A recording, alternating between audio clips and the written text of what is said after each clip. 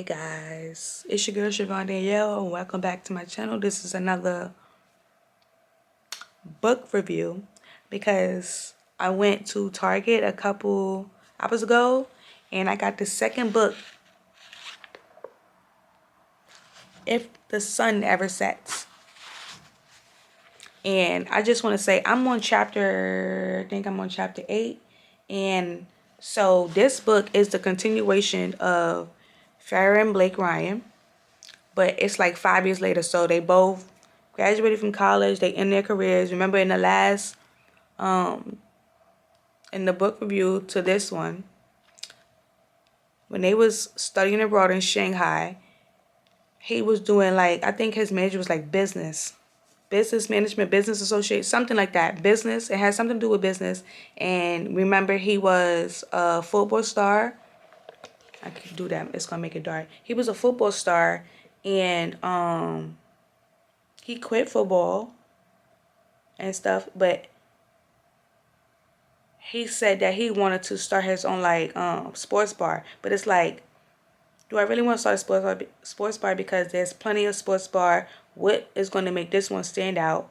And in his sports bar, people come during the games and stuff. And because he was a known, football player and got 3 championships with his team, he was on GQ magazine. His name was out there, and one of his best friends was the heir to the boy. His best friend name was Landon Zinterhofer. His mother owned hotels, and obviously she owns it, but he's next in line to take over and stuff like that. So that was his best friend, and he partnered with his best friend to come up with his best friend was going to pay for it, and Blake came up with the outline or the business marketing plan of what he was going to do, how he was going to set up, what license that they need for the food, the liquor, all that good stuff. And yeah, so everybody in the first book, they all ventured out into their own careers. Farrah was an interior designer. She won her competition.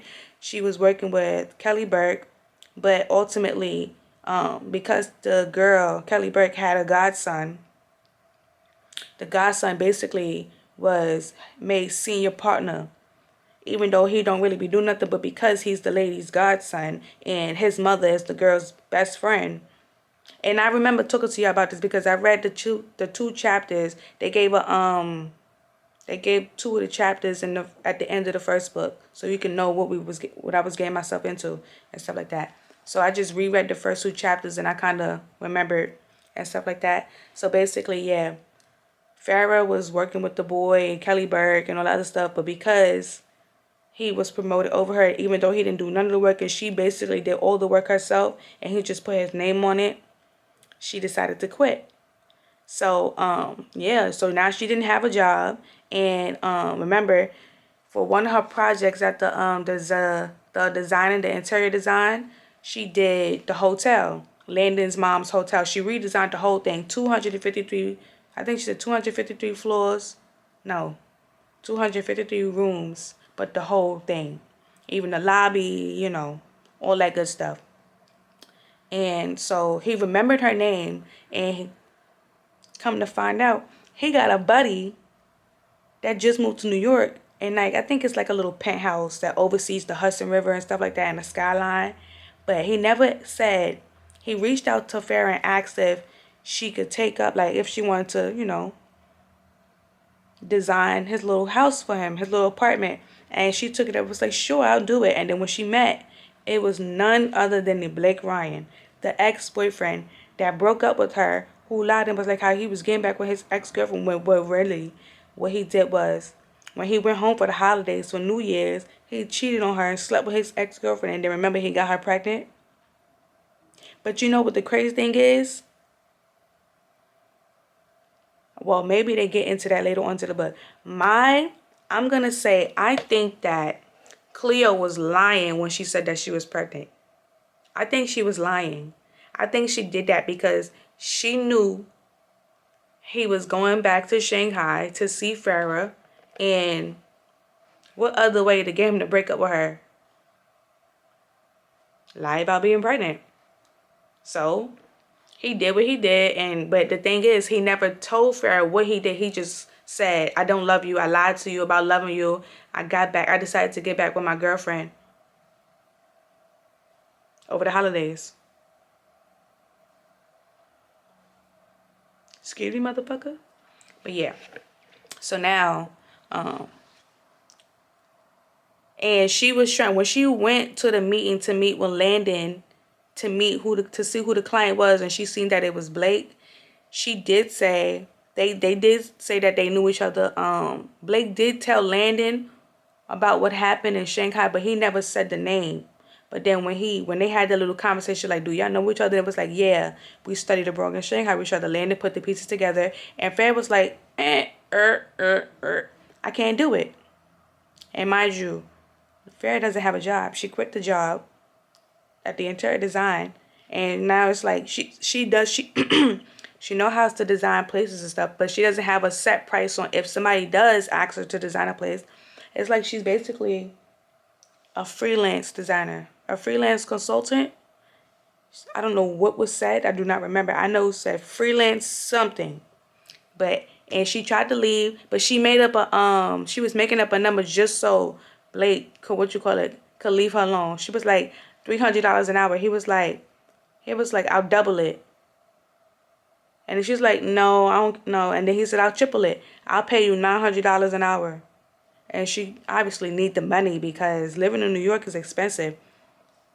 And she doesn't have a job. So she said, okay. So now he's trying to slowly get back in the good graces of her and stuff like that. He's trying to get her to take walks, trying to get her to go on a dinner date, like dinner as friends, but really it's a date because he's trying to. But my thing is, why do men do that?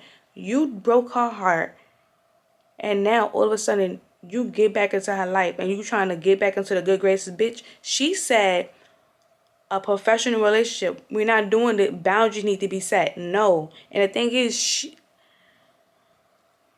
I think he needs to come clean on what was the actual reason why he broke up with her. Cause if you were trying to start fresh, you have to tell the truth. You have to give her the opportunity to be like, I don't want to be with somebody that's a cheater or who will eventually cheat on me. Because if you don't tell her that, what happens if you cheat again? But that's my opinion. But I really came on here to say, I bet Cleo was never even pregnant. I bet. I bet she lied. Or maybe she had a miscarriage. I don't know. Maybe Cleo was doing that shit out of spite because he broke up with her.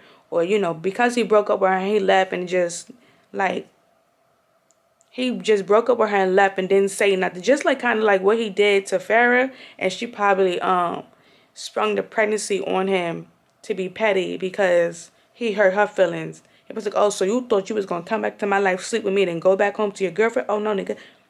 I'm pregnant. And then come back. So, okay, we going to the doctor. Oh, I was never pregnant. I just wanted to let you know how it felt. Apples and oranges. But yeah, it's kind of the same thing. But I was like, I'm only on chapter 8. I just started reading the book an hour ago. I think. What time is it? 12:01. I started reading the book an hour ago. Maybe at 10:30, something like that. But yeah, I'm about to read 2 more chapters and put the book down. See? And it's the limited edition book.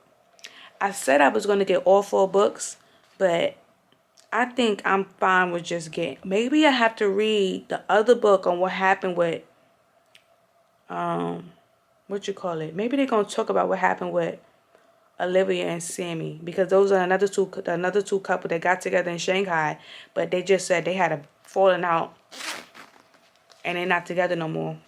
But then Sammy met up with Farrah because he was in town. He got a really good business. He's a baker. Remember, he was supposed to be going to NASA to New York to live. Now I see. That's why. They must have said some things because his whole thing was he was a math major. Well, he is a math major, but he was supposed to be going to NASA. He was supposed to be interning in New York. So him and Olivia was going to be living together and stuff. So I'm guessing when he brought up the fact that he no longer wanted to go to NASA, or he probably just waited last minute to tell her that he wasn't going, and they had an argument. But then it was like, he was going to see her and stuff, but like she probably was like they probably had a falling out. She trying to convince him he didn't want to go, but then he went back to San Francisco, opened up a bakery, and stuff like that. And I don't know, something happened. Something fucking happened. But we're gonna get down to the bottom of it. I like reading books and then coming up with my theories and then waiting to get to the end of it to confirm my theories is right. I hope I'm really right about Cleo. That's who I hope I'm really right about. I'm pretty sure by the end of the book, Farrah and Blake gonna get back together. I'm pretty sure that's gonna fucking happen. I know it is. I know it is. Because even though she set boundaries, she said there was boundaries between them. He don't give a fuck about them boundaries. He don't. He really don't care. He literally picked her to become his. Well, I can't say he picked her because, I mean, he had an idea of what you call it. She was doing interior design because he was keeping in contact with Sammy and asking about the stuff that Farrah was doing over the 5 years that they have not been in contact with each other. So it's not like he didn't know. He knew they was within 15 miles of each other in New York. So he knew that. And he knew it was a possibility that he would run into Farrah. So I don't know. He's setting up that lob to dunk so when he get Farrah back. But it's like, you need to tell her the truth, man. Because if you don't tell her the truth, when y'all all get together, if Blake, Sammy, Olivia, and Farrah get together and some shit go down, Sammy gonna fuck it up for everybody. Because he the only one that know what truly was the reason why Blake broke up with Farrah. Because he cheated and got his ex-girlfriend pregnant. Ooh, my back itch. It's like it's cold in here and I'm sitting on my heating pad. And now it's getting hot. And then I have this sweater on and it got... Do I have the headache still? Me and my sister went to Target. I got my book. And then we went to this area downtown where they have an underground area where it's like restaurants and stuff. And they have this Mexican restaurant called El Jefe. I think I'm saying it right. I do not know. But I had me a margarita. They have a happy hour thing, I think from 2 p.m. to 7. And they got, what you call it, you can get margarita and 2 tacos for $21. Well, $20 plus tax is 21 something. That's a good deal. That's a really good deal. So, damn. I don't like regular margaritas. I like fruity drinks. Strawberry margarita. Where did I just pivot to? Let me go ahead and finish reading the rest of this book. I'll be back. I'm back. So, when I picked up the camera, I actually meant to say, why do men get back into the girls that they broke their hearts,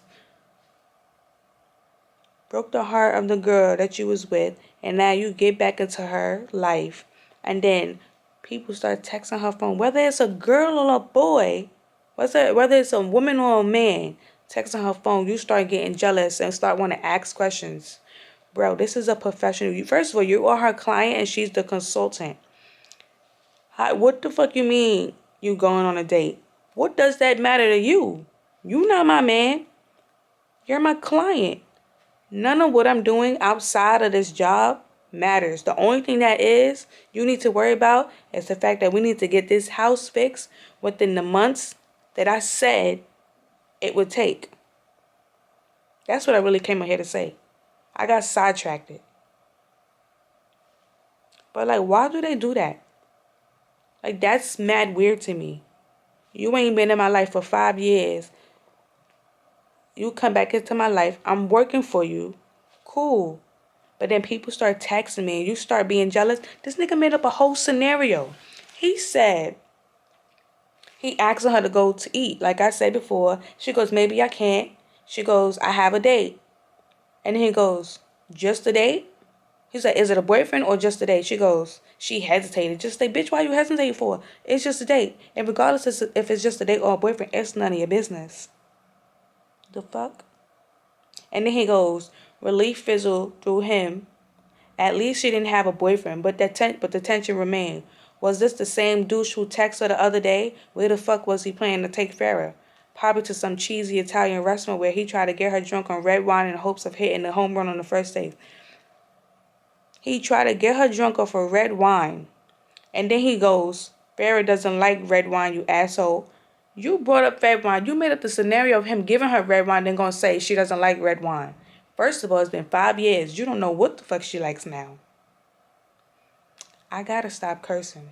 I mean, at least if I don't stop cursing, curse at least 5 times in a sentence. But that just blew mine. Like, you hear my stomach? What do you mean? Farrah doesn't like red wine, you asshole. You made up a whole scenario and you answered your own question? Well, it necessarily wasn't a question, but kind of crazy, don't you think? All right, now I'm going. I don't know when I'll be back, but I'll be back. Peace out. A-Town Stomp. Okay, so I'm back. It's the next day, 11:31, January 16th, p.m. And I got the book yesterday. I'm on chapter 24. So the page that I'm at. So basically, I don't even know. I don't remember what chapter it was. Let me go back. I think it was chapter 14, Blake and Farrah. As you know, she was supposed to have set boundaries so they could keep it professional between them because they obviously had histories, her ex-boyfriend and stuff. But then in chapter 14, they had to should I say chapter 14? Basically, I think after chapter 13, like I was telling y'all, Farrah was going on a date with a guy, her friend Olivia. It was like a blind date. Olivia knew him from work, and she thought that him and Farrah would be a good thing together, so he hooked them up on a date, and Farrah went on a date, and the guy was basically insufferable, obnoxious. He was kind of like a little rich preppy snobby boy, basically. And Farrah basically hadn't eaten anything, and she basically told him how he was. He didn't like what she was saying, and she threw the cup of the red wine. Blake did call it. Farrah does not like red wine, and he had automatically ordered red wine for them. Not, he was one of those, I'm gonna order for her and she's gonna eat whatever I order, basically. That type of behavior. And he called the waiter over and then told the waiter that they can go now, and he shooed them away. That was the type of behavior he had. Those type of people who be like, well, they are waiters, they clean the table. That type of behavior and stuff. And he only spoke about himself. And she tried to engage in a conversation just to make it through the night. She barely made it through the night. By the time they got to the meal, she barely even ate. She didn't even take one bite.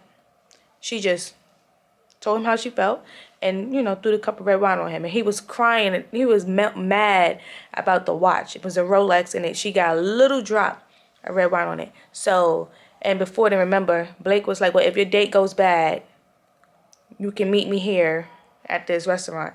And obviously she did.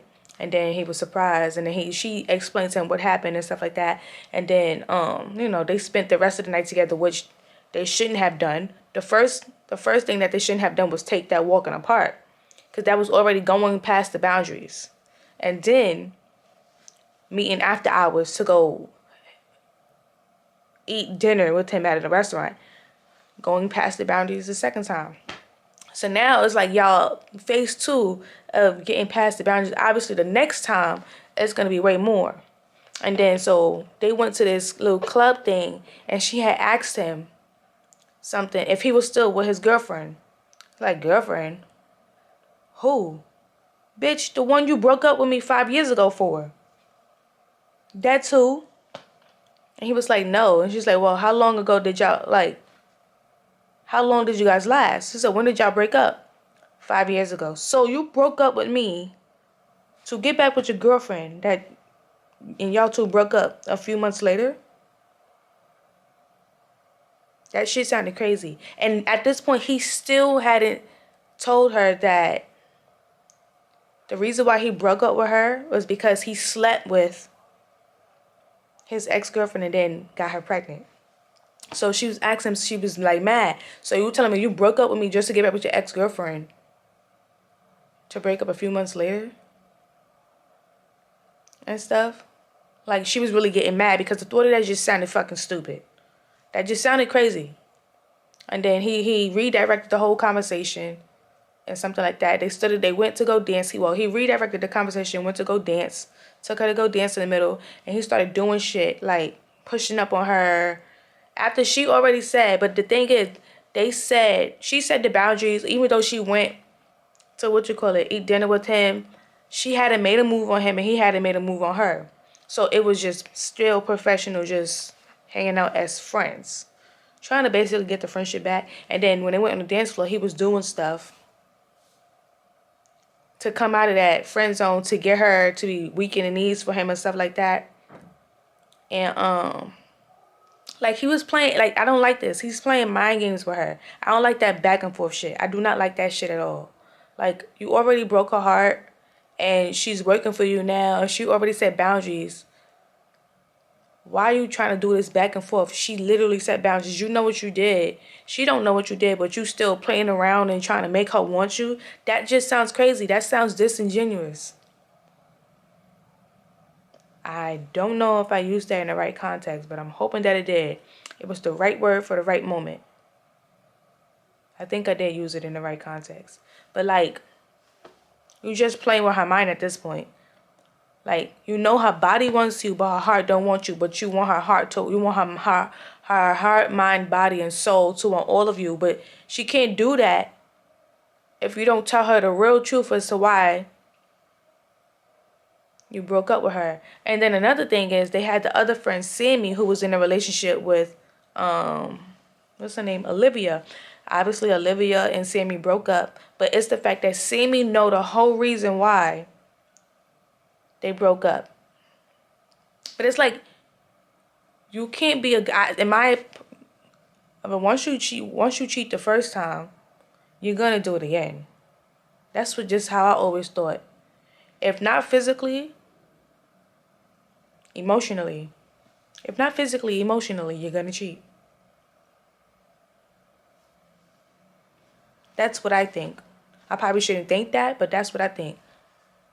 From all the shit that goes on in the world and people around me who be in relationships and the shit that they go through, no. Once a cheater, always a cheater. If he don't cheat physically, he's gonna cheat mentally, he's gonna cheat emotionally. You can cheat financially, buying other people's shit. Is there such thing as cheating financially? I don't know. I'm not really sure. But yeah. So, I didn't like the fact that Sammy knew what was going on and stuff like that. I didn't like that. And then I didn't like that. And this little situation happened with Blake and Farrah at the little club that they was at. He was pushing up on her and stuff like that. They skin was so close to each other, lips were so close to each other, where she finally didn't give in, but she left out and stuff and went home. And then woke up the next day. It was like she was avoiding him for like 2 weeks. Let me go back to chapter 15. That whole scene that I'm talking about in the club was like the end of chapter 13. It was like he was trying to feel like why she was feeling so uneasy, why she was always like acting a certain way, but nigga, you really broke her heart. And the thing is, it's like men don't understand. You break somebody's heart and then you randomly out of 5 years come back into their life and you think they supposed to just welcome you with open arms? Who forgets that? Who forgets that? And you know you was the first person that she did anything with. So who literally forgets that? Her first study abroad trip to Shanghai. Who forgets that? Like, that doesn't make any sense.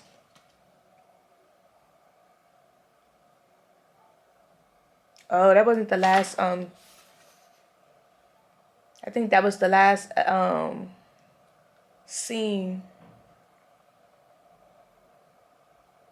I think it was the last scene of what you call it. I think it was in chapter 12, the scene I'm talking about. Chapter 13, it was basically like 2 weeks later or something like that. Or maybe chapter 12, it was like 2 weeks later. I'm not sure, but I do know that after 2 weeks, she was avoiding him and stuff like that, and he needed to call her. Like, he really wanted to understand what was going on with her and stuff. And then so they went on, because remember, she's designing his place. She's basically designing his whole apartment and stuff like that, because interior design. So there's certain things that he wants for his rooms, or she thinks that would look good in his room by certain people. The cost. Certain stores don't do like shipping, so they drove upstate. So what you call it? Get it? And it was like a little rainstorm and stuff like that. Well, they got what they needed, and then they sat in there and ate, and then it started storming and all that other stuff. And he was like having a panic attack because the rain was coming down so hard, and he finally let Farrah know that he can't drive in the rain or some shit like that. And I'm missing a part. So before that scene happened, remember after the whole club scene and she left, she hadn't talked to him for 2 weeks because she'd been avoiding him in that situation because she let the boundaries slip away that she set in space for them two. And hold on. I'll be right back. Oh. Okay, I'm back. So after the whole situation, 2 weeks was up. Blake needed to, ask some advice from his friends. Justin, the bartender who was flirting with Farrah the night she went to go meet with him at the restaurant after her date turned out to be bad. And he was sitting there. What was killing me was that he was sitting there getting mad about the bartender flirting with him. And not once did Farrah even be like, nigga, you're not my boyfriend. If he wants to flirt with me and I want to flirt with him, I can do that. It doesn't matter if we have history. Relax on that shit. Like, there's so many ways where she could have like said something because he was acting irrational about certain things with people. If people was texting her, making up scenarios and how he responded or how he would beat up the person. If he didn't even know if it was even, it could have been Olivia, for God's sake. It was Sammy who was texting her when she first did a walkthrough, and it was Sammy who had texted that he was in town, but it didn't specify who it was that she was texting. All it said was she was smiling at her phone. And he made up a whole scenario that he was gonna beat the person up. That's like, mind you, he the reason why they broke up, and I'm still not understanding this behavior. So it's like, this man can flirt with me if he wants to. I choose whether or not I want to say thank you to the flirt or flirt back with him. I can do what I want. Like, that back and forth shit, I don't like that because she was liking that he was becoming jealous. I'm like, bitch, you clearly is not over him after 5 years. Like, I don't like stuff like that. Like,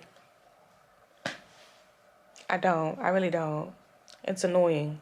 Because it's like you're letting behavior slide and it's going to become more and more. If you don't correct that behavior now, that shit's going to continue and pile up. And it's going to become an unbearable type of behavior that you're going to have to address when you could have addressed it the first time it happened and you didn't like it. But instead, you let it slide because the person was being jealous and you liked it. That turns into possessiveness, whether you know it or not.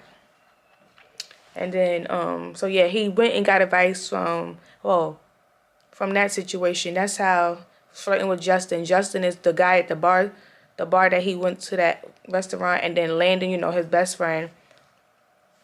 Okay, so now he was getting advice from two of the guys, and it was like, just make her, let her play hard to get, let her chase you now. Terrible thing, but then it's like, how dumb she is, but and then it was kind of weird because that still was playing on her emotions because his behavior always been that way to make jokes when she didn't like to flirt and do all these type of things, say these type of things, make her laugh, say things out of the ordinary. His behavior was to say things out of the ordinary Basically give her compliments every single time, make her blush, make her laugh. He never sat in silence with her ever. So when they decided to go on this trip all the way upstate, for how many hours from the city to upstate? What, 4 or 5?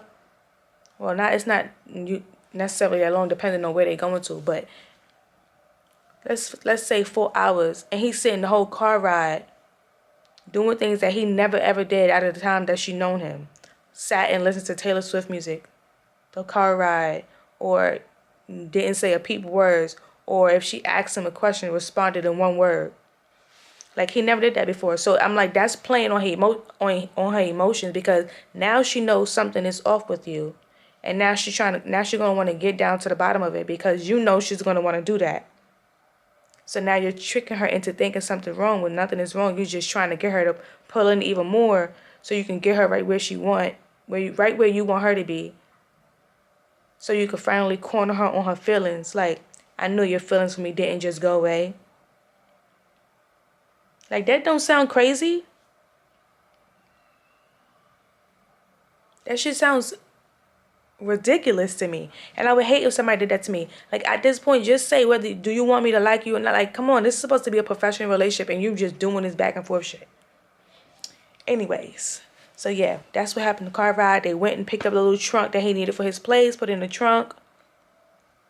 They picked up the trunk to put it in his trunk, and then they sat at the restaurant, and then the waitress came over, and she basically was talking to him the whole night instead of talking to them both, because obviously Blake is cute. But then it's like, even if they were together, why would you be feeling comfortable just flirting with the man while he's with the lady? Even if could have been his sister, but still, that's disrespectful. But then it's like, it's two people here, but you're talking to him as if he's by himself.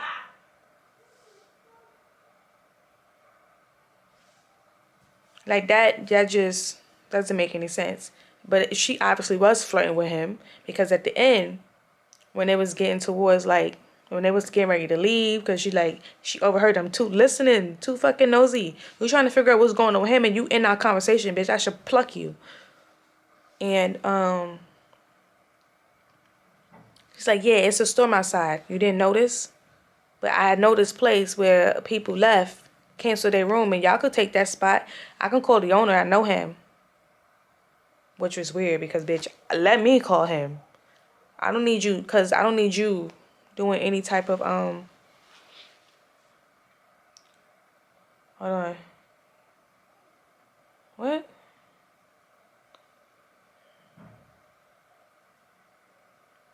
Hold on. I'll be right back. My sister sent me something on TikTok. Okay, I'm back. But yeah. So, after they, and then mind you, they didn't have no clothes, and it was just a B&B where they had to share a bed. So let me see. This is chapter 13. So this is around. Let me see. At the end of chapter 13, that's where it came in, when I was like, it was raining outside and all other stuff, but he just went back to a place where something had happened. Something traumatic had happened, and he just couldn't drive in the rain. Even if he wanted to, he couldn't do it. And that's where my theories come in, because remember, I was like, how either Cleo lied to him about getting pregnant, or she got pregnant and she lost the baby, or she got pregnant and lied to him that the baby was his.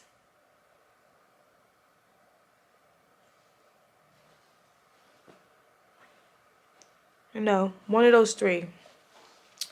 But in chapter 14,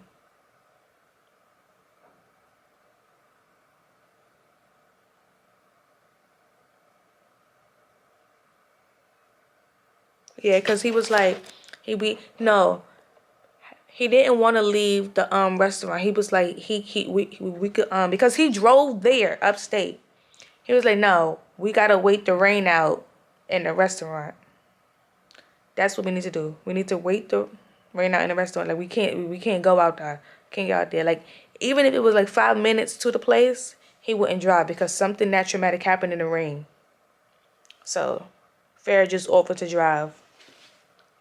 And then chapter 14, basically, they was in the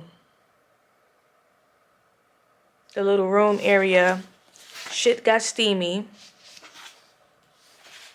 And they freaking caved in and almost had sex. And then she said to him, this is just what we needed. Hold on, let me go to I'm trying to go to the this is either chapter 14, no, chapter 15. Yeah, it was chapter 15 where he expressed the reason why he didn't like riding in the rain. He was in Austin, back home. He got into an argument with his dad about, I think it was, I don't think they ever said what it was that they was arguing about. But they got into an argument and him and Cleo left and he was driving. And wait, was he in the house and he left out? But then how did he get on the phone? Oh, he wasn't on the phone. See, that's why you need to pay attention when you're reading. He was still upset about the argument that they just had, that he was driving fast and he didn't see the deer and he swerved and crashed. That's what had happened. It's because right here, yeah.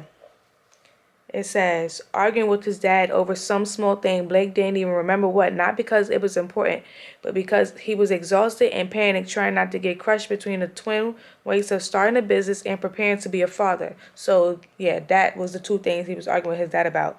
Storming out of his parents' house with Cleo, despite the thunder and rain and hazardous driving conditions, not seeing a deer in the road until it was too late, the car skidding out of control and wrapping itself around a tree. That's what had happened. So after that, yeah.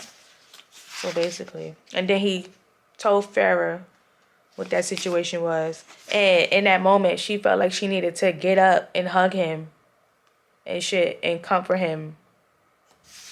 Which was, it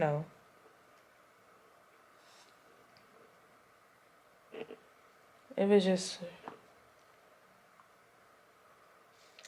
yeah, it was crazy. No, I think she got up to comfort him because he spoke more on the situation with his father.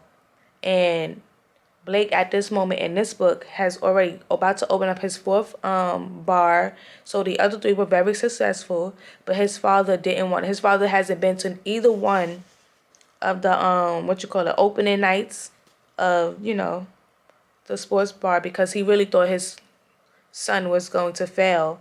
And he finally told his dad the reason why he actually quit football because he didn't really want to get CTE that early on because he saw his mentor basically die from the effects of CTE. And his father basically called him a pussy. It was like, you're scared about getting CTE and stuff like that.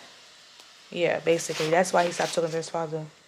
So she basically comforted him about his barely ass relationship with his daddy. And then from that moment, she said, fuck it. We're going to kiss. But then in the midst of them making out and all that other stuff, they was talking to each other. And then she goes, this is exactly what we need. And he taken it back. Like, hold on. He was taking it back. Like, what do you mean this is exactly what we need? Yeah, we need to just do this. Because clearly our body is craving it. And we could just get this shit out of our systems. And just be out of each other's lives. Because once I'm done with your apartment, that's it. You're not seeing me no more, bucko. And he was like, no, but I want this to keep happening. Because again, he wants her heart. But she won't give it to him. She'll give him her body. But she won't give him her heart. Because we already broke it.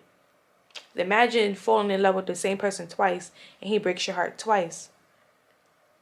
Fool me one time, shame on you. Fool me 2 times, shame on me. Because like, bitch, what? I think that's how it was said. I think that's what she said in the book. But like, be so fucking for real. Why would you think the girl who you literally broke up with for no apparent reason talking about some goddamn, I decided to get back with my ex. Boy, fuck you. And then she goes, because he goes, what do you mean? This is exactly what we need. She goes, this, us, sex. And he's like, he was feeling pathetic. Blake felt pathetic, getting so hung up over semantics. So now he's the one thinking about the semantics of it. Overthinking, like, what does this mean? Oh shit, she really don't feel me. Like how Farrah was overthinking when they first started messing around and stuff. That's how she started feeling and stuff. Like whenever he was acting weird, she started thinking more into his what you call it, behaviors, the way he was, what you call it, um yeah. So you know, that's how she was feeling every single time Blake was acting weird. She overanalyzed his responses, overanalyzed his behaviors, his body language, his movements. Now he was doing the same thing. Cause where is this fair? Where did this fairy come from? It came from 5 years ago when you broke her heart. So she felt like every single person that she get into a relationship with, they're gonna do her like you did her. Together for 7 months, then randomly you go back home and say, we decided to give it another shot, me and my ex. Boy, fuck you. And then she goes, the next sentence that came out of her mouth made him die inside, which was, one night to get each other out of our systems. It's what we need. That shit fucked him up. She had him fucked up with that one. And then he was like, get each other out of our systems. And he threw himself off of her and moved back and was like, no. She goes, what do you mean no? In disbelief. He goes, why not? I want you. She goes, why not? She said no. And then she goes, why not? I want you. You want me. Isn't this what you've been working towards since you hired me? Because she think that the only reason why he hired her is to get back with her. Which was true. And I don't even know why he was denying it. Now, maybe not just for sex. But that was the whole point. To get back into the good graces where she forgave you for what you did. And that y'all live happily ever after. That's basically what it was. And he goes, you think I hired you because I want sex? And he goes, let me be crystal clear. I've never paid for sex and I never will, directly or indirectly. Don't think I need to concoct a plan as elaborate or expensive as hiring you at 3 times your rate to get what? As you so pointed out, we both want. And then she goes, then what are we doing here? Blake, I know you. It's been years, but I know you, and there's more going on than what you needing. With you needing a designer. You could have hired anyone else in the city for less than what you're paying me. If you don't want sex, what the hell do you want? And then now he'll like, I'm sick of playing games, because this whole fucking time he was playing a back and forth game. And he finally said the truth. I want you. And he goes, that's what I'm offering. Not your body. I want you. All of you. Heart, body, mind, and soul. I want what we had. She looked him dead in his face. He goes, I messed up things between us in Shanghai, and I'm so fucking sorry. I was young and stupid, and if I could do it all over, I would, but I can't. All I can do is stand in front of you and ask for another chance. I know I broke your heart, but if you let me, I'll spend the rest of my life putting it back together. She looked him dead in his face and said, I can't give you that. But what I can give you is one night. That's it. Take it or leave it. That shit fucked him up. That fucked him up. And I'm glad it did. In chapter 17, 1 month later, she hadn't spoken to him. He hadn't spoken to her. And now that's crazy. Wait.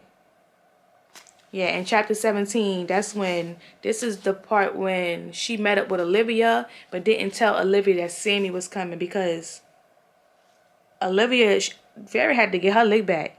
Oh, I'm bringing Sammy because you set me up with that non-mother, whoever the fuck Ken was on that date. That was crazy. So, and then, that And then Olivia and Sammy had a little few, well, they didn't have a little, they, bantering a little bit. And then Sammy messed around and almost told Farrah what happened, what Blake actually did. But then he was like, no, I'm not going to tell you. All I'm going to tell you is just ask him about the night that you found your necklace. Giving information without giving information. But then that point, I was reading this because I went with my sister to the to get her hair done, and I was sitting in the braiding the hair spot, and I'm reading the chapters, and this part came up, and I'm just like, so you telling me she's supposed to forgive what Blake did because he took the time to find out where her necklace was after she lost it after the celebration after graduating from the study abroad program? She's supposed to forgive everything he did because he found her necklace. That reminded her so much of her dad. Fuck the necklace. My respect is more like, what? Oh, okay. Oh, okay. You was the real one that found my necklace through all the cover in the rain and the thundering weather. Oh my God, I forgive you. Because you found my necklace. I don't care what you did. Like, that's what she was supposed to do? Genuinely asking. Stuff. So, I don't need to talk more about, because that's what what's this chapter?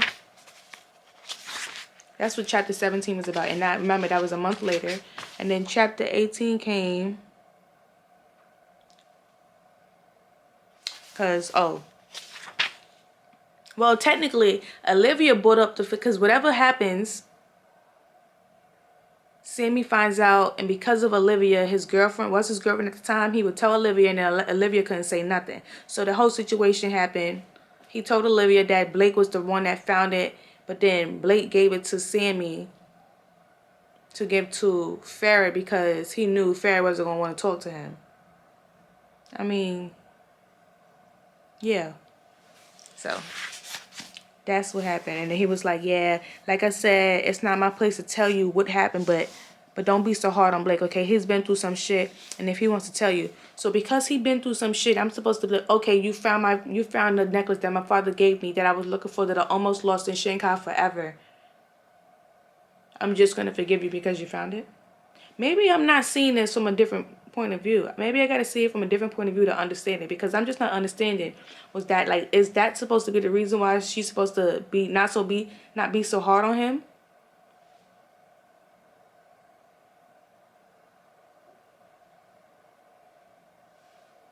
Silence. Because literally that's what's in my brain. And then chapter 18. Chapter 18, Farrah was going to, wait, let me see.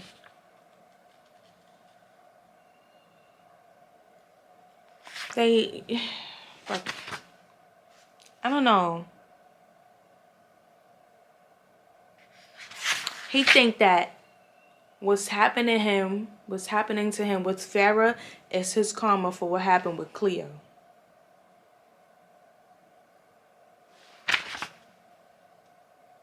Literally.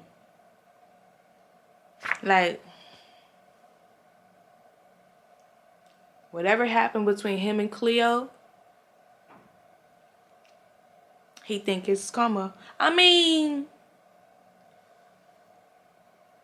it kind of did happen a couple months after he broke Farrah's heart to get back with Cleo. So it's not a little too far-fetched. That's what I'm saying. And then him and Landon was talking about it. He was like, it's not your... Landon was like, it isn't your fault what happened. The accident wasn't your fault. No one blames you. Blake, like, Cleo dad does. I'm like, her dad is a jackass. Everybody know her dad to be a jackass. This ain't nothing new. And stuff. So...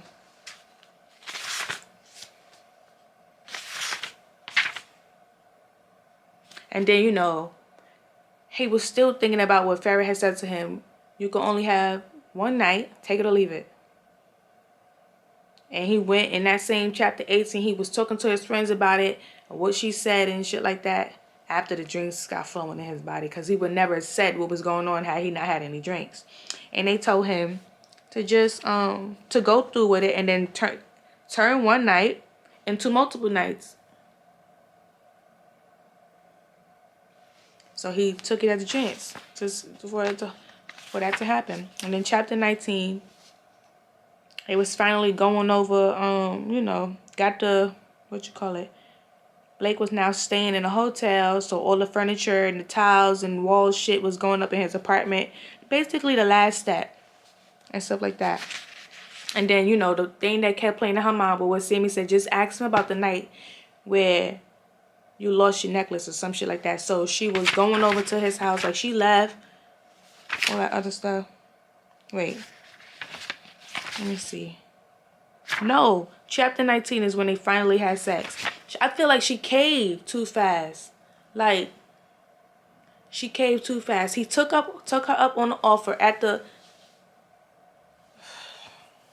Caved too fast. And then, basically, she treated him like a nigga would treat a woman. A one night stand. She walked out there, but then it was like she started regretting it. You came up with this, and now all of a sudden you starting to regret it because you see his heart is broken. So fucking what? Do these niggas back. Do what they do to you. Why y'all be feeling sorry? Why do y'all be feeling sorry? I'm not understanding. They don't be feeling sorry when they do it, so you shouldn't be feeling sorry either. That's what happened in chapter 19. They finally had sex because he took her up on the offer, and then she basically was being mad cold. Let me see. And then she was telling him this is just sex. And then chapter 20, they was still... I don't really like sex scenes in books, even though I'll still read them. But I would just have the romance. I want one of those books where a girl found the person she wanted. They went through the whole book courting and dating with no mishaps, no misunderstandings. Just a whole goddamn love story. Living happily ever after. Like, just black love all through and through. Like, just black love all through and through. Kind of like The Photograph with Issa Rae and Lakeith Stanfield. Even though they had a little bit of mishap because he was leaving and he was going to London. But he ain't say nothing about it until they done spent like almost a weekend together. They basically spent the whole summer together because she was doing research. He was doing research on her mother because her mother was this famous photographer. And she was reading the letters that her mother had left her. She didn't really have a connection with her mother because her mother chose to raise her over finding true love and shit like that.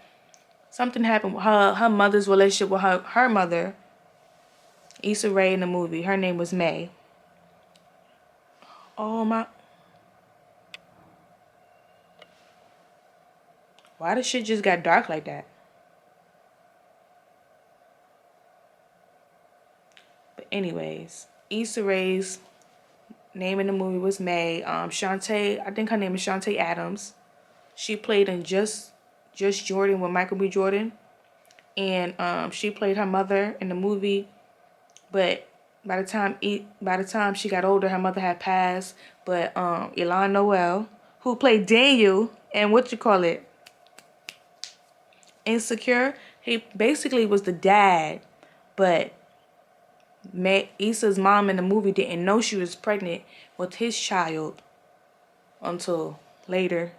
Like, I think she always knew, but she just didn't want to say because by the time she came back, because her mother wanted to leave New Orleans and she wanted him to follow her. She wanted to go to New York and he would not leave. He just would not leave. She left and came back within 4 months. Her mother had passed away. The grandmother had passed away. And then he done got married. In the 4 months of her not being, I think 3 or 4 months of her not being there. But in that time, she was working on making money to get a phone so she could call back home and stuff like that. He done got married. Like,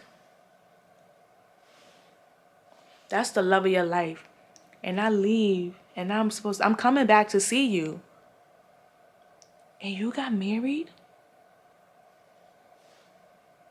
But then that was her daughter's father. But then by the time she was like 4 when she went, was it 4 years? No, it was 4 months. It was 4 years. Because I'm like, by the time they went back for the funeral, no, she wasn't born then. She wasn't born then. 4 months and she went back. She was 4 months pregnant when she went back. Yeah. Because I'm like, 4 years went back and like, bitch, I'm thinking about it. I'm like, girl, you 4 years? But it was 4 months. It was 4 months because it was in the 1980s. It was 4 months. I was really about to be mad. But yeah. And then it's like, hey, married. I'm gonna have a baby with a married man, even though he wasn't married by the time we done had this little intimate situation. And that was even crazy more within itself. Intimate session. All right, but that's the type of book I would like. That's a little mishap. That's probably a lot of mishaps and misunderstandings. Because then she raised her daughter and got in a relationship with somebody. She met somebody when she was, I think, 7 months. And then he just raised her. And Issa Rae's character just grew up to call him dad, finding out that he wasn't really her dad. So I guess it's a little crazy shit too. But something more of that speed. This right here, I don't like no sex scenes. But they was having sex scenes and stuff like that. And then by the time they was done, right? It's like when they was finished, she was like, that was amazing, just what I needed. Oh, bitch, I'm just a sex toy to you? Yeah, basically. It's what we needed. It's like he froze after she said, this is just what I needed. He said, like, this is just sex. He knew that hell. He agreed to it less than an hour ago still. He thought that he could do that and change her mind, make sure the sex was good so that she'll want more to come back for another time. And then he's like, I'm glad that it was amazing that that's what you needed. He goes, it worked then. She goes, what did? And then he forced a smile and goes, you fucked me out of your system. Because that's what she said initially in the other chapter. That shit hurt him to his core. And I love that she did that. Get that nigga where it hurt, girl. I'm on, like, the book. I'm not even finished the book. And I got like 10 chapters left.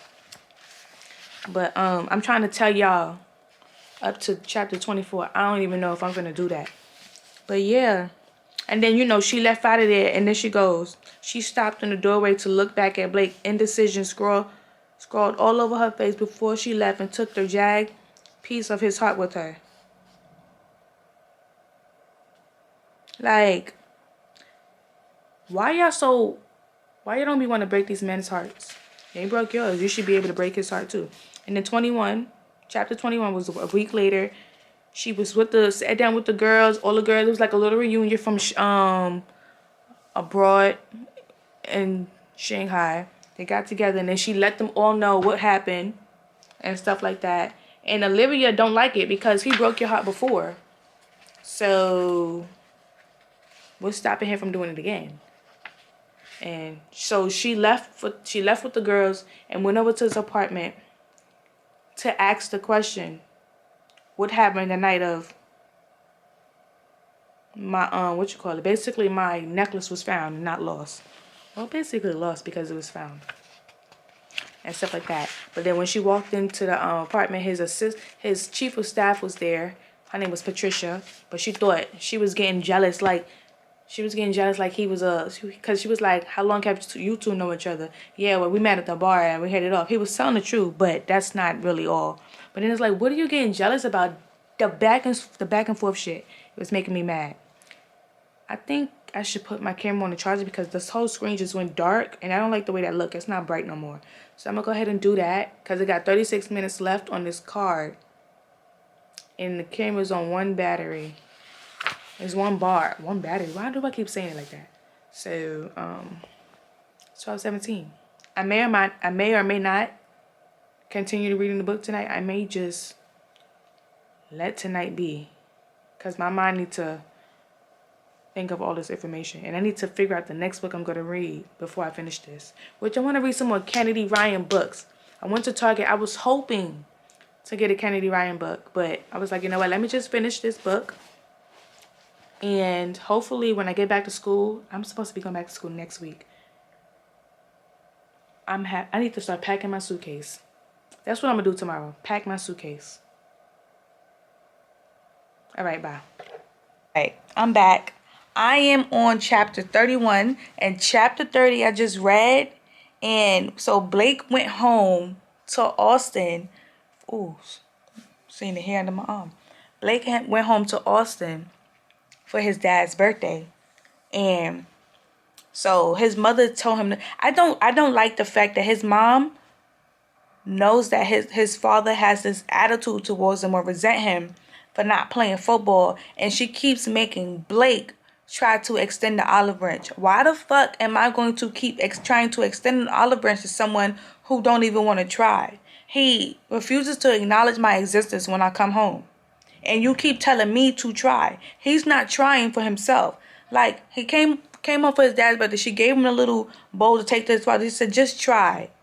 Okay, he tried. And then, mind you, now in this book, Blake has about 14 different locations. So he very successful in the business of what he's doing in a sports bar. And his father's friend was like, we should go to Legends to go. That's the name of Blake's sports bar. We should go to Legends to watch the football game. And the father is like, why should we drive? Why should we drive there when we can watch it at home? You have TVs. Like, he's trying to encourage his friends not to go to his son's sports bar or to like, and then he was like, I don't give a fuck what you say to me behind your back.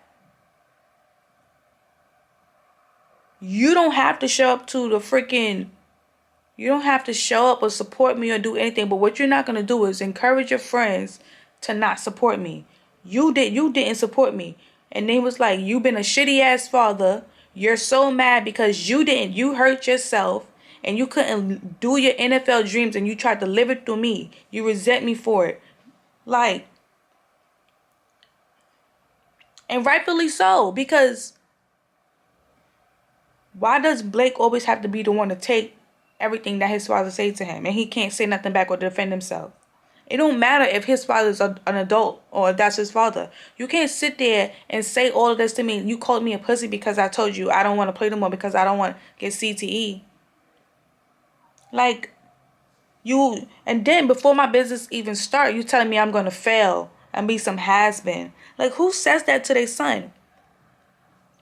You resent me for something that you couldn't accomplish, and I accomplished. I was damn near close to accomplishing it, and I should have did it out spite. He should have went to the NFL out and did all of that, and then didn't pay for nothing that his father wanted him to. Nothing. Didn't give his father nothing. No money. Nothing. He should have cut his father off, only giving money to his mother and his sister. Hey, you don't want to support me? All right, you don't get no money, you don't get supported, you don't get shit.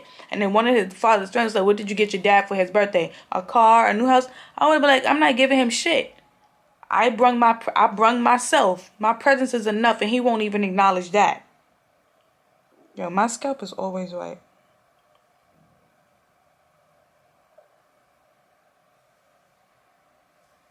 But yeah, so his sister told him to go to the grocery store to cool down from what just happened with him and his father. He went and he ran into Cleo.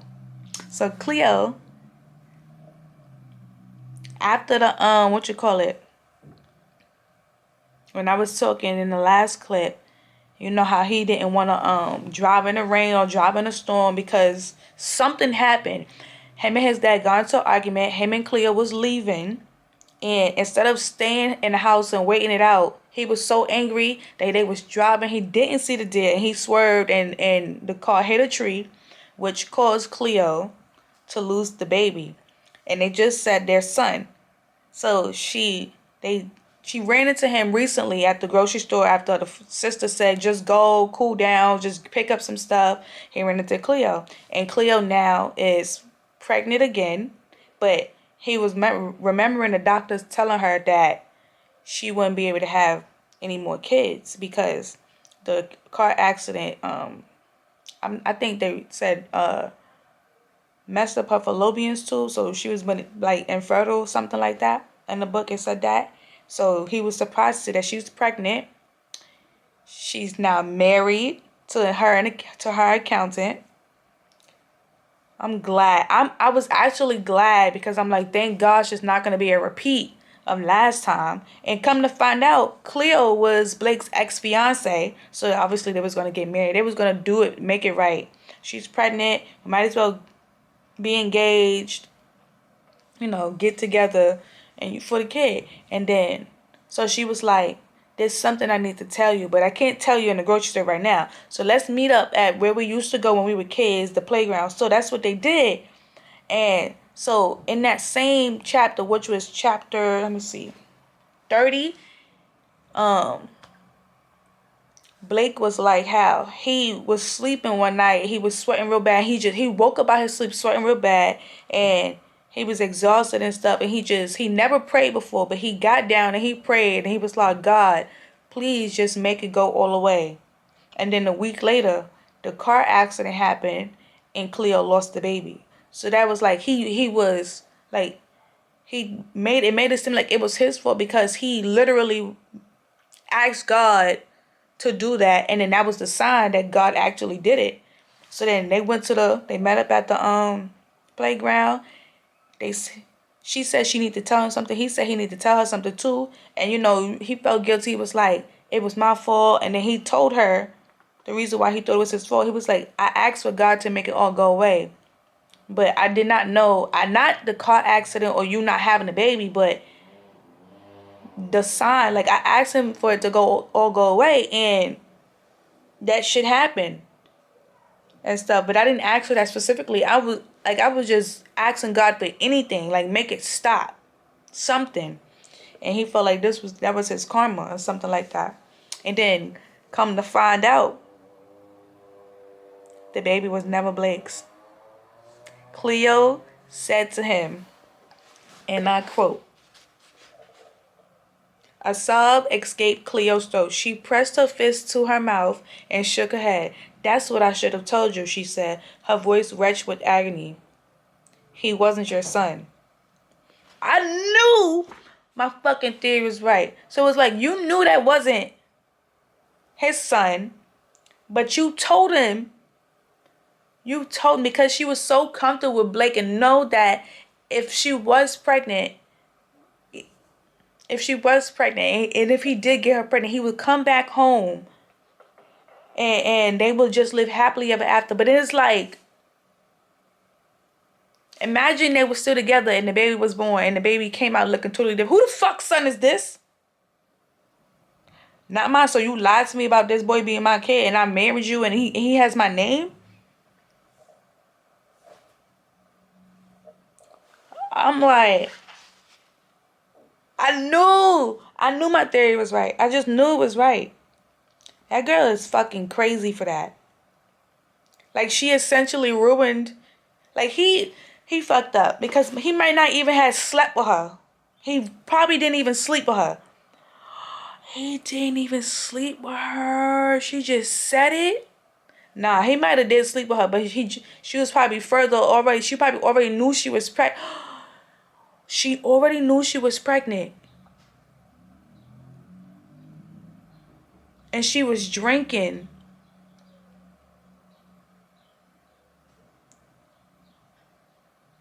And she got him drunk. And then when he woke up, made it seem like they had sex with each other. Whole time they didn't. Or maybe they did. Or maybe she didn't find out she was pregnant until after that fact. But then did the timelines going back to who it actually could have been. I don't know. The next chapter is about to reveal that. That's crazy. Because then for all of that, he literally went back home and told Farrah. No, seriously. Imagine if he never slept with Cleo. And he never cheated. And he went back home and said that. Like he been saying this whole time that he slept. Like, because he said he didn't remember anything. He blacked out. But imagine this whole time he never slept with Cleo. He never cheated. But Cleo told him that out of spite because he broke her heart. And I'm pretty sure she probably did all of that because he broke her heart. Because He knew because the sister Joy told Cleo that he was seeing somebody in Shanghai. So she came up with a plan to be like, oh, you broke up with me and went to Shanghai and started seeing some other girl? Bet.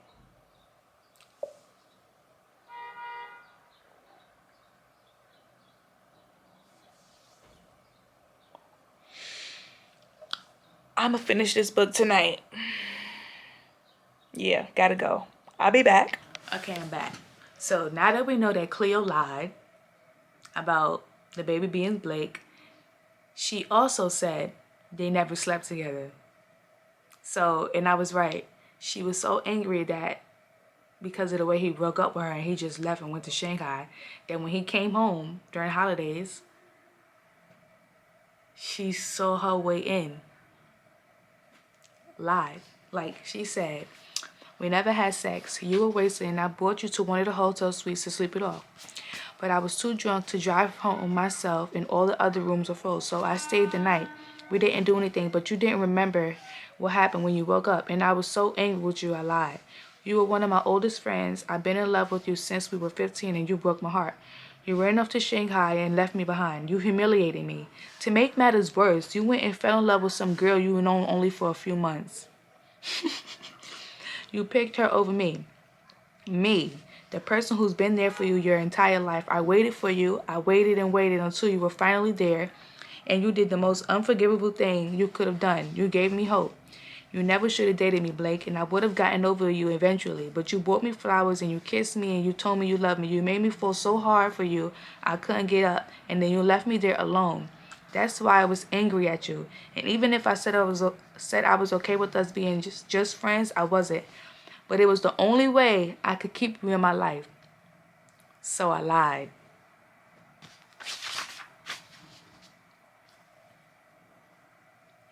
And then I believe she went out, got drunk, had a one night stand and had a baby by somebody. But I didn't get to that part yet, so when I finally get to the part and I actually finish the book, then I'll go over it. Let's see, what's the last chapter 41. Oh, got more chapters than the last one. Epilogue. Okay. And then, okay, so basically 42 chapters. So let me go ahead and read them. All right. So about, I think 10 minutes ago, maybe 20 minutes ago, I finished the book. And basically, where did I leave off at? It was a lot of back and forth. I gave the book, the romance was a 10 out of 10, I guess. But overall, the book was a 7 out of 10. The thing that I did not like was the back and forth with the feelings. And, like, it's like Cleo told him the truth, as I was telling y'all.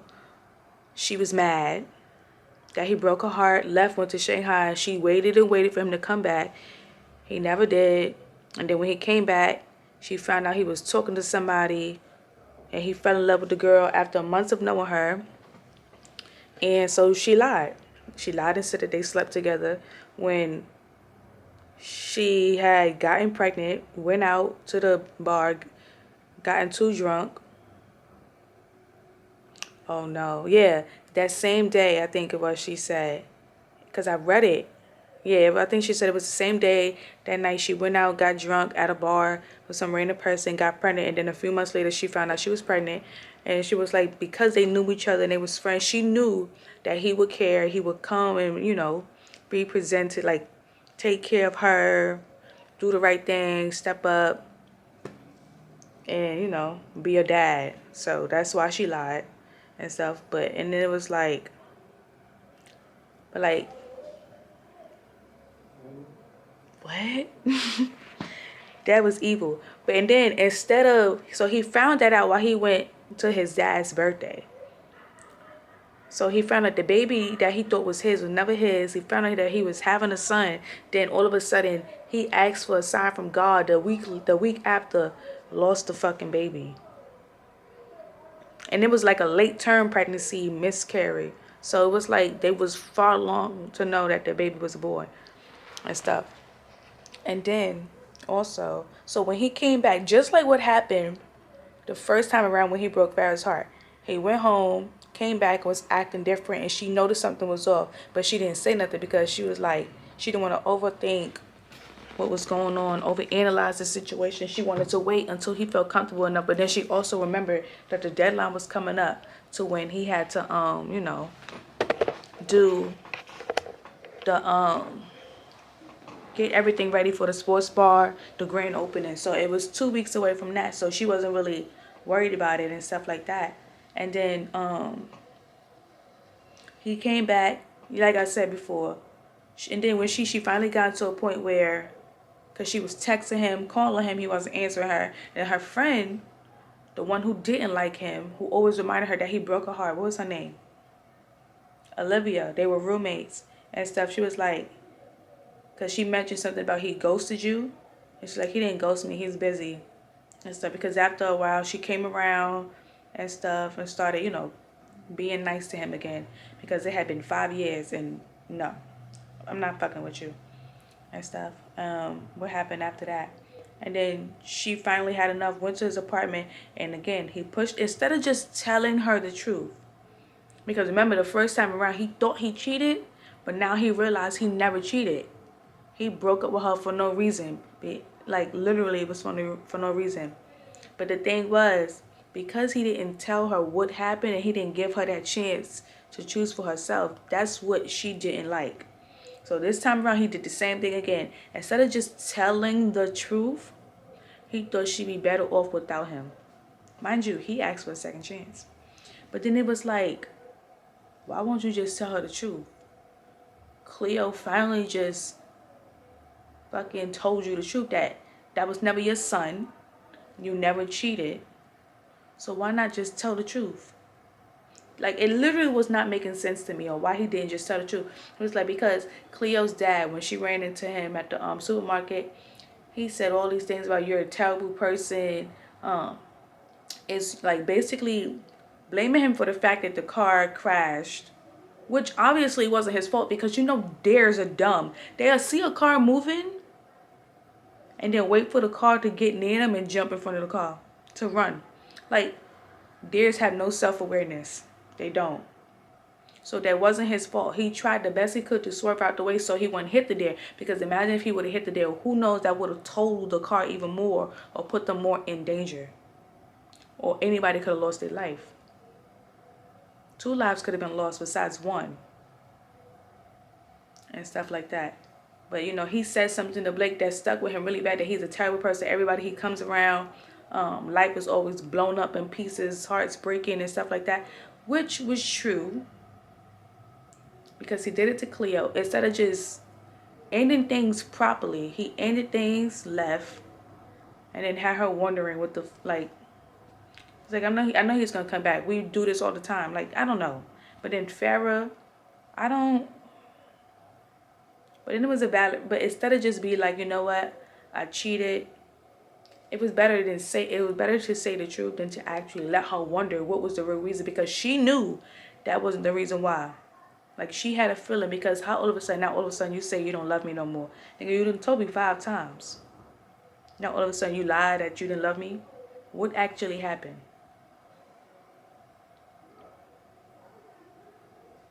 So he did the same thing. Instead of just telling her the truth, that he actually found out that the baby wasn't his. He caused the accident. Like, what's the word? He caused the accident, but not really. Like, it was a sign from God, but he didn't wish for that specific thing to happen, but it did. So it's kind of his fault. And that she lied and said that I slept with her when I never really did. They would have been fine. She would be like, this whole time, this bitch, because she would have just been like, oh, that bitch is evil. Why would she sit there and lie like that? Because I broke her heart, which is understandable why she lied. But her taking it too far and 5 years later and finally telling you the truth, when we could have had that closure 5 years ago, and they probably would have still been together, married, and had a kid by now. Like, it just wasn't making any sense. And I'm just like, was this bitch, I was about to say, was this bitch bored? But I'm like, her feelings was hurt. But to prolong the truth for 5 years, and then obviously trying to justify what she did because he had her waiting for him and he never came back and he moved on quick to somebody else. That was the justification as to why she did what she did. But to hold that shit for 5 years and not have said anything, bitch, you might as well have just took that shit to the grave. But then again, yeah. But it's like but then he told Farrah why he actually broke up with her 5 years ago. And he told her, so now he went home and it's like he learned that shit never was even really real. So now he got to come back home. He'll be like, remember that shit I told you that I had broke up with you the first time? That shit never was true. I just found out by myself, for real. I ran into Cleo. And she told me, yeah, that baby wasn't yours. I just did that because you broke my heart. But it's like, I think Farrah, if he would have said that when Farrah came and to press him about why he was acting weird, like he ain't talked to her in a whole week. They had a date. He canceled it, and then just didn't respond anymore. But like how you ask for another chance and you have something planned, you cancel it, and then just don't respond for the rest of the week. Like I say before, and I say all the time when I'm talking, I would have stole that nigga in his chest so hard. Cause why you playing with me? Why is you playing with me? So she's trying to get him to talk about it and stuff like that. He's like, because I don't deserve you. You're better off without me before I break your heart. And he had this thing in his mind. It's like he never really he did not do anything. So the fact that he was basically putting himself on, like, if I didn't do it now, I know that in the future I will do it. So might as well just stay away from me. Like, you making up a scenario that didn't even a hypothetical that didn't even happen, that you don't even know it's going to happen or not. You didn't even give yourself a chance to even get in a relationship and try to fight through that temptation. Like, you just making up shit. And it was like it was taking him so long to grasp the fact that all he had to do was tell her the truth. Like, after that happened, she was like, you know what? Because he broke her heart again. And it's like, this bitch, it was just like, at this point, if he broke your heart the second time, just fuck him. Fuck him, move on. And I think a month later, she went on it. A month later, it was like she went on it. No, it wasn't a month later because it never really said how long it was. But a week later, that happened. And then I'm not sure if it said a month later or anything. I don't remember. But all I do know is that after him, her friend made her go on, Olivia made her go on a dating app. She went on a dating app and she found somebody named Peter. Was it Peter? What other Peter? Paul. It was Paul. What the fuck? The only reason why I said Peter is because I'm remembering Peter Kravinsky and I was just watching Exo Kitty and he's on the episode that I didn't even get to yet because I'm only 20 minutes into the first episode of Exo Kitty that I didn't even finish. Sorry to go off track like that. But, damn, I might want to make a baked potato with some bacon and cheese. I want some Wendy's. I'm greedy. This morning I had a smoothie. Like around 2 o'clock, I had me a chocolate croissant. And that, like 2 hours ago, I had a big ass bowl of salad. I need some meat, like a steak or something.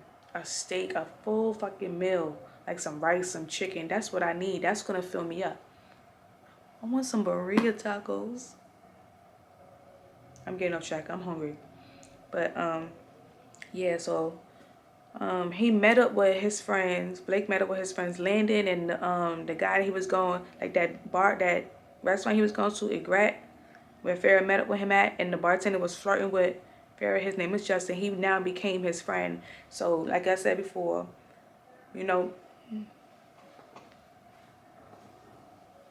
was that my shadow? Whoa, that was scary.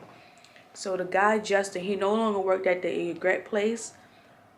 Blake hired him to work at his bar and stuff like that. So they all met up and they was talking and they was trying to figure out what was going on with Blake because he was acting out of character and stuff like that. And then he finally told him so he could get some good sound advice.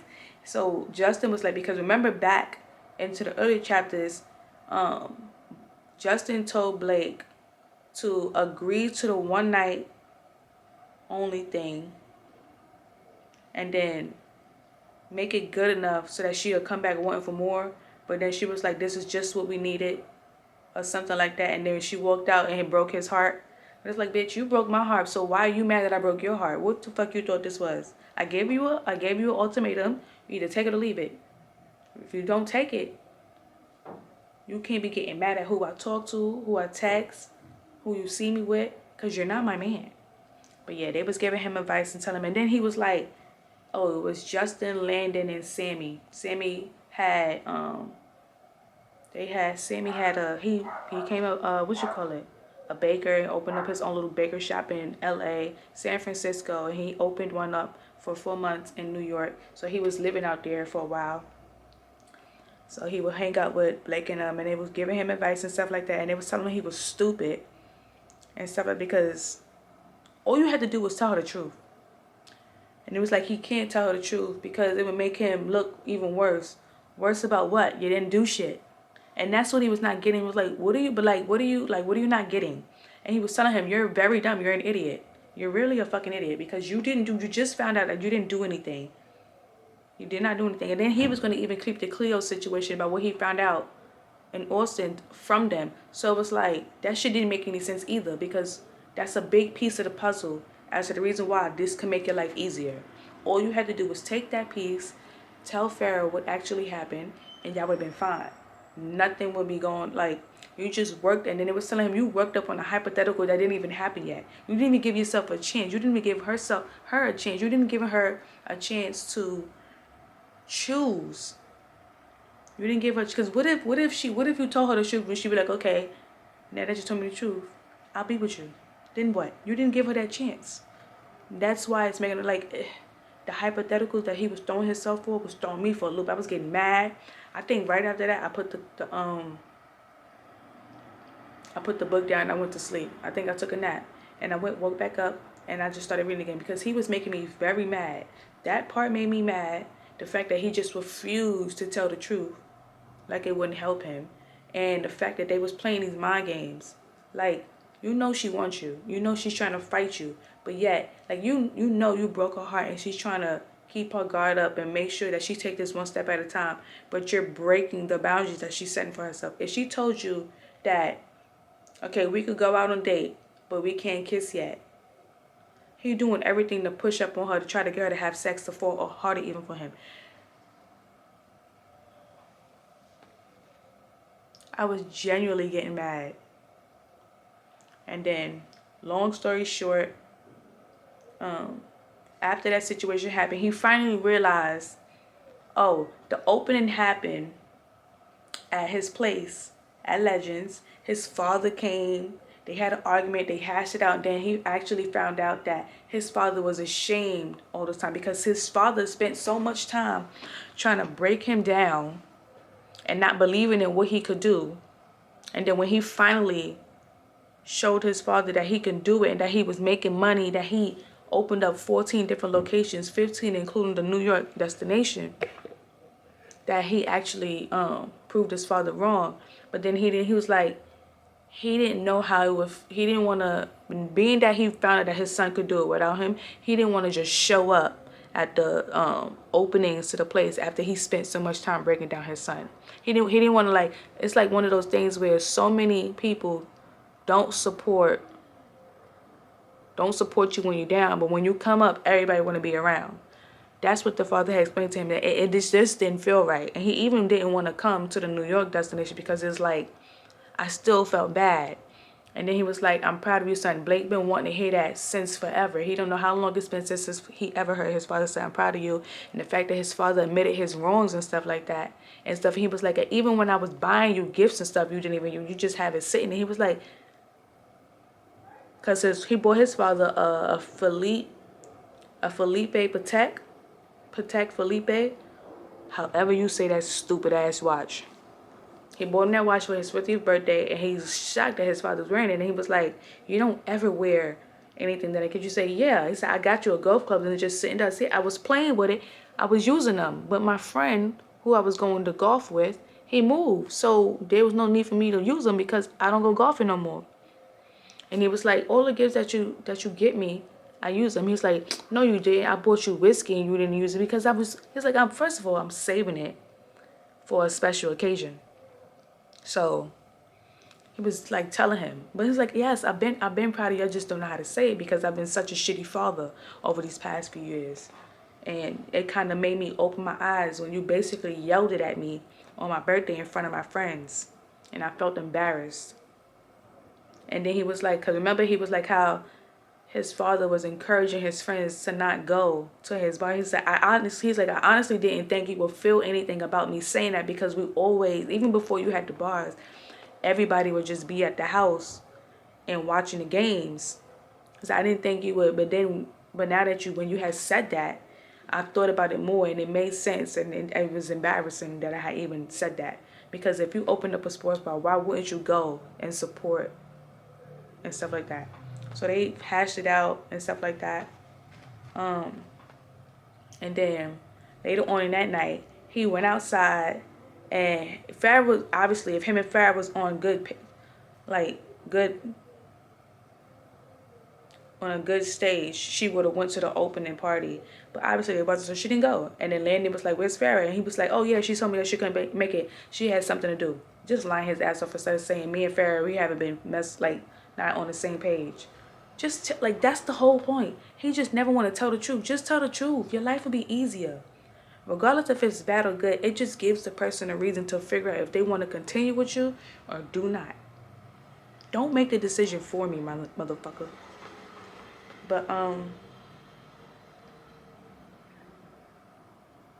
and so he went outside to get some air. He saw Farrah outside with Paul, and they were like caught up. He was asking Farrah questions, how she been, and who is this? He's like, this is my boyfriend, mind you. Farrah only this was him and Farrah. Paul and Farrah was only on the third date together, and she was just using him to make Blake mad. What she seen was, but then they still didn't understand because you pushed her away, and now you see her with somebody else, and you're getting mad. That just never made any sense.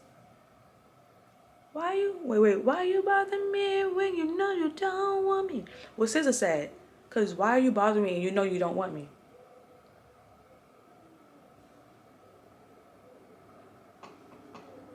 And then all of a sudden they start arguing. Well, they wasn't really arguing. He was like, Paul was like, how y'all know each other? And she's like, over exes and stuff like that. And he messed around and said some shit like, she was like, he said something about this your boyfriend. He said, how long have you been dating him? And she lied and was like a month, when in reality they only known each other for 12 days or 15 days. And she just rounded it up to a month just to make him mad. He said, that's crazy. You moved on that fast. You know he's a rebound, right? And she's like, there was nothing to move on from. There's nothing to be rebound from, basically, because they wasn't in a relationship. They were just friends with benefits. And he said something about along the lines of, you wasn't saying that when you was screaming my name and moaning or whatever. But like, that was mad weird for him to even say, to even do, to even come out of his mouth, because you pushed her away. So you're mad that she's out with somebody else, and you felt the need to say that and embarrass her in front of somebody that you don't even know. And then you run to fight him. That was very disrespectful to even say. I wouldn't even have wanted to even be in the same room as him, let alone get back with him after that, because that's embarrassing and stuff. And she smacked him, rightfully so. Rightfully so. Oh, so then I think I'm trying to figure out if that basket, what Landon, I'm trying to remember. No, they had another guys' night after that. Yeah, they had another guys' night after that. Landon said he seen that happen and stuff. And then, because I think he was pissed that he said it ruined his night after that. Ruined the rest of his knife. Ruined the rest of his night after that. And then the next scene was him and Landon and them hanging out. Only got 4 minutes worth of space left on this camera, and it's bothering me because probably I did too much, talk too much. They're probably all long. But more of the story is, after he realized he was wrong, he went to go talk to Farrah and apologize, and she didn't want to hear nothing from him. She was telling him no, no, no, no, no. So ever since then, for 2 months straight, he was posted up outside her building, coming to her door, trying to speak to her, trying to explain himself, and she wouldn't budge. And he kept saying, I don't care. I love you.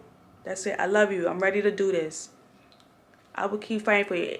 Even if you don't love me no more, I will do whatever it is. If it's years from now, I will still find you wherever you are, wait outside your building, just so you can give me a chance to explain myself. That shit sound crazy. And then even if it was snowing outside, a snowstorm, and he was outside still, and Olivia had to get Farrah, basically talk her into going outside to get him and stuff like that. And then he came upstairs, they talked, and, you know, she was going home for the break. I think it was Christmas break, about to be New Year's.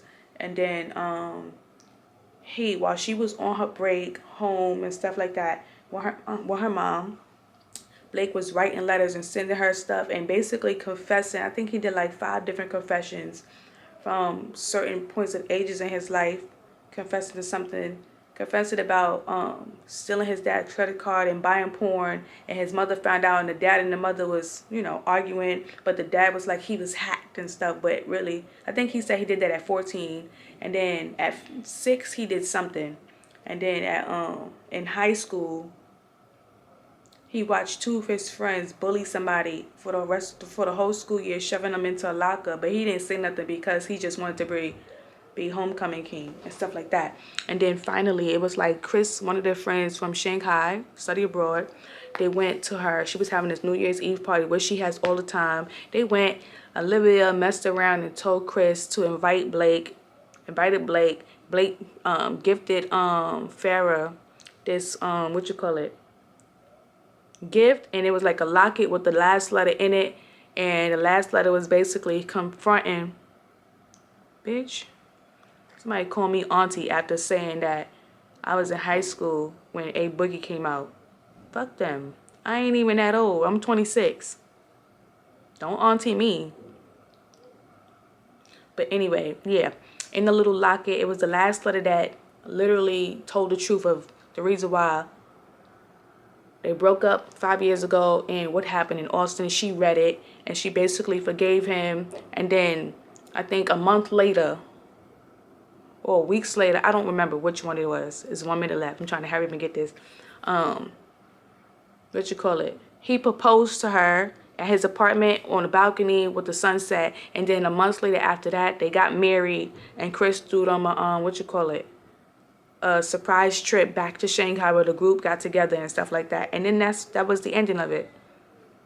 Like all that back and forth just in the book right here. It was like 41 chapters in the epilogue. So it was like basically 42, and they had a little thing at the bottom where you could read like a bonus scene on a website. It was just the honeymoon sex scene.